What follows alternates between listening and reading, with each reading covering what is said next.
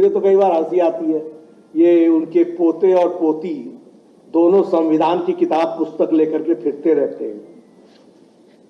इनको उन्होंने कभी संविधान की कोई धारा पढ़ी है? इनको मालूम है? अरे संविधान की किताब उठाने के पहले राहुल गांधी अपनी दादी के किए हुए कार्यों के लिए देश से माफी मांगो, इसकी आवश्यकता है। देश को बताओ कि तुम्हारी दादी ने गलत काम किया।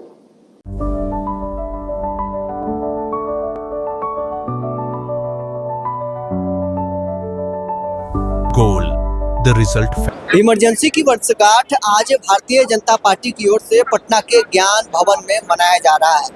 बीजेपी के पूर्व राष्ट्रीय अध्यक्ष केंद्रीय मंत्री जेपी नड्डा बतौर मुख्य अतिथि इस कार्यक्रम में शिरकत करने के लिए पहुंचे।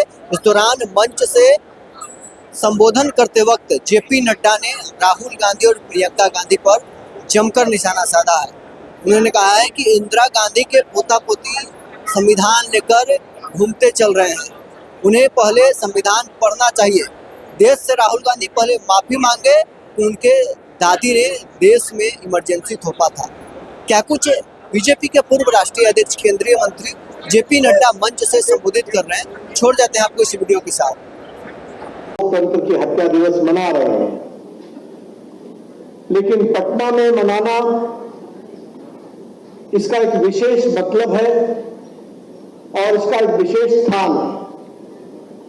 देश के कोने कोने में कार्यक्रम हो रहा है भारतीय जनता पार्टी के आह्वान पर, लेकिन पटना का यह कार्यक्रम अपने आप में विशेष इसलिए है कि लोकतंत्र की हत्या और संविधान की हत्या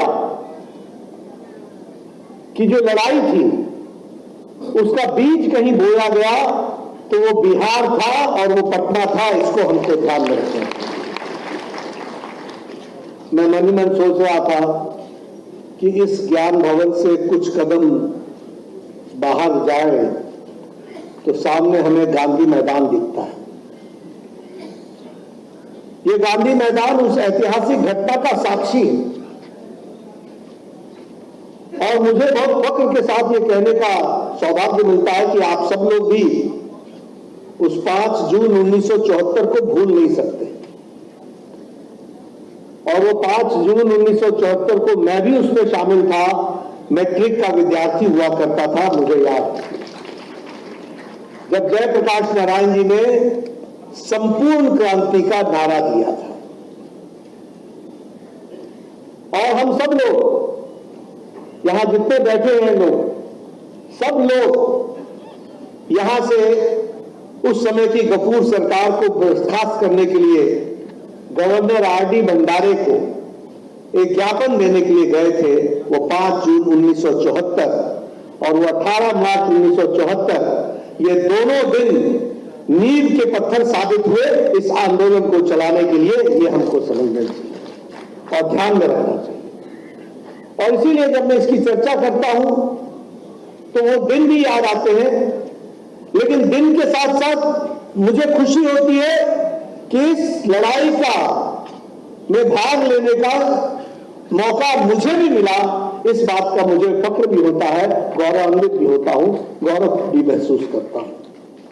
हम सब जानते हैं कि 25 जून जहां प्रजातंत्र का गला घोटा गया, प्रेस का गला घोटा गया, व्यक्ति की आजादी पर पाबंदी लग गई, संविधान पर कुठाराघात हुआ और ये सब हम लोगों ने अपनी आंखों के सामने से देखा है। आज हम इसलिए याद करते हैं कि भारत का प्रजातंत्र जिस मजबूती के साथ उस समय प्रजातंत्र का गला घोटने वाले को जवाब दिया था, यह प्रजातंत्र भारत का हमेशा हमेशा मजबूत रहे और इसको कोई आंच ना आए, इसकी हम प्रतिज्ञा भी करते हैं। और इसका यह उदाहरण है आने वाली सरकारों के लिए, आने वाली जमहूरियत के लिए, कि इस तरीके का दुस्साहस करने वालों का हश्र क्या होता है और भारत की जनता किस तरीके से जागृत होकर के जवाब देती है, इसको हमको ध्यान में रखना चाहिए। मैं यहां इस पर बहुत बोलूंगा नहीं, क्योंकि सब लोगों ने बोला है, कि जस्टिस जगमोहन ने मिसेस गांधी को दोषी ठहराया था और उन्होंने कहा था कि आपने चुनाव में धांधली की है, सरकार का दुरुपयोग किया है और इसलिए आपको पद से और आपको आपकी सदस्यता समाप्त की जाती है। यह हम सबको मालूम है, लेकिन हम जानते हैं कि मिसेस गांधी ने यह घटना घटने के 3 सप्ताह के अंदर इमरजेंसी लगाई थी और वो इमरजेंसी जो लगभग 21 महीने रही, वो सब भी हम लोगों ने देखा है। मैं इमरजेंसी के बारे में चर्चा करूं और जो आप बोलते हैं कि युवा पीढ़ी उसको जानकारी होनी चाहिए। 1,31,000 लोगों को बिना कारण और बिना जुडिशियल स्क्रूटनी के जेल के अंदर डाला गया था। संख्या थी 1,31,000।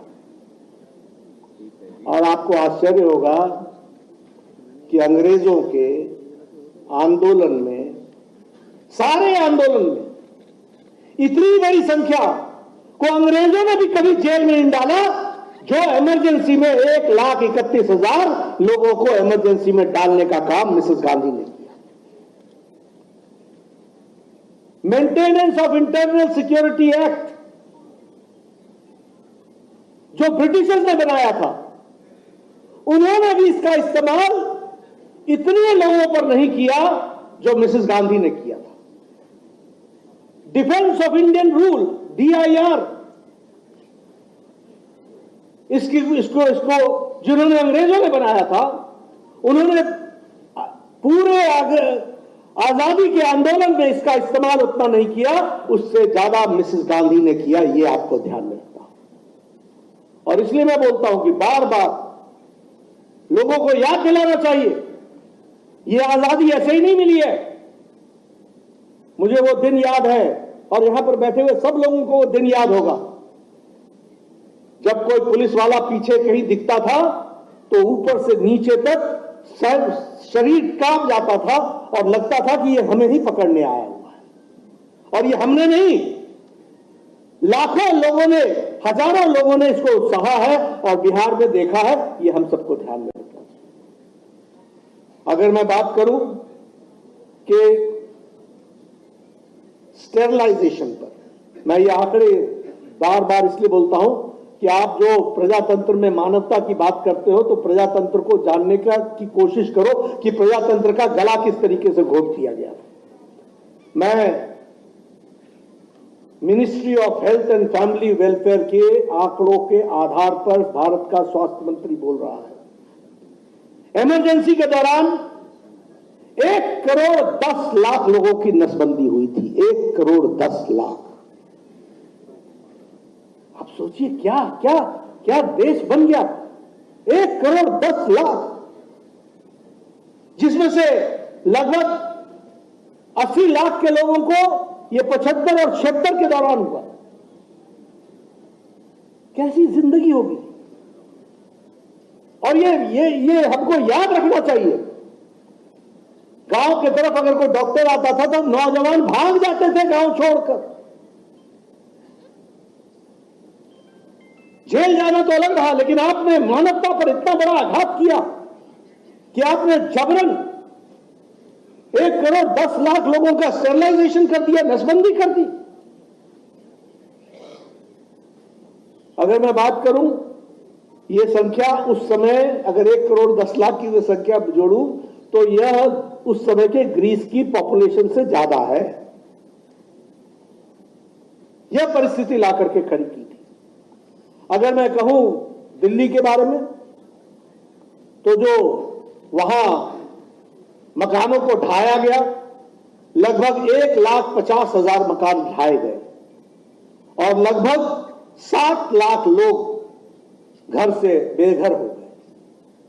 इस तरीके का। और प्रेस की बात करूं, लगभग 300 से ज्यादा तो पत्रकार जेल में थे। अखबारें छपती थी, उसमें कुछ नहीं होता था, ब्लैंक होती थी अखबारें, सेंसरशिप लगा हुआ था। मुंह पर ताला लगा हुआ था। यह कांग्रेस ने हमारा हाल किया था, यह भी हमको ध्यान में रखना चाहिए।